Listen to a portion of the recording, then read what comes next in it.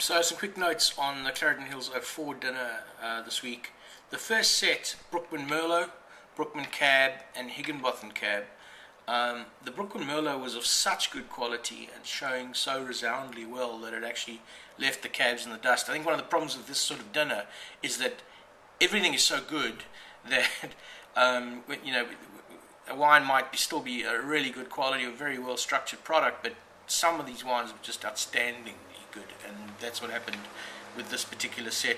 There was none of that sort of plummy, overripe, overdone aspect to the Merlot. It was supremely good. I'd put it up there with the James Irvine Grand, actually, in terms of varietal from a label from Australia. Then into the Grenaches, the aromas definitely showed very well. Interesting enough for me, the Clarendon Grenache, which was only a 90-pointer from Advocate, was my favourite of the whole range.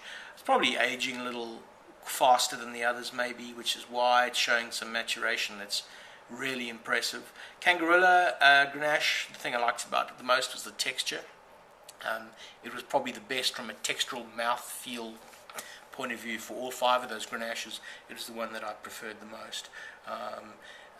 The Higginbotham Bluets, Kangarilla and Romas all needed at least another 2 or 3 years before you started to take them too seriously.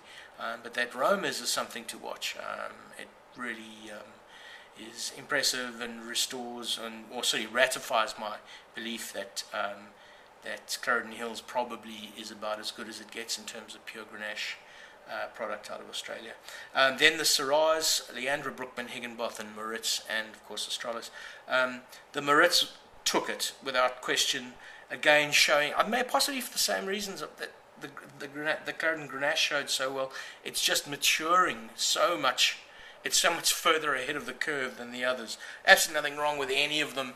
I guess if one took the Moritz out of it, my next one would probably be the Higginbotham. There seems to be a trend for my palate, particularly where I'm finding a little bit more aggression, a little bit more lifted fruit characteristics in Higginbotham across the board. So Cab Grenache and Shiraz, something that I personally am responding well to, so that might probably be the tack for me.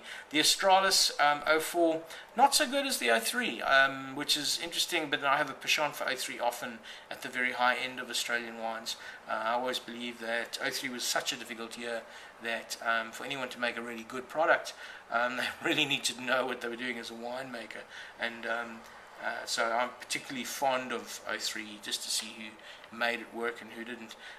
Again, a great wine, the Australis 4. We all know it, and I'm not going to go on about the components and the structures. But what's starting to emerge after looking at the series now over about 8 weeks is that Higginbotham probably is my favourite, and the Merlots across the board are unsung classics from this winery without question. That's it for now. Thanks.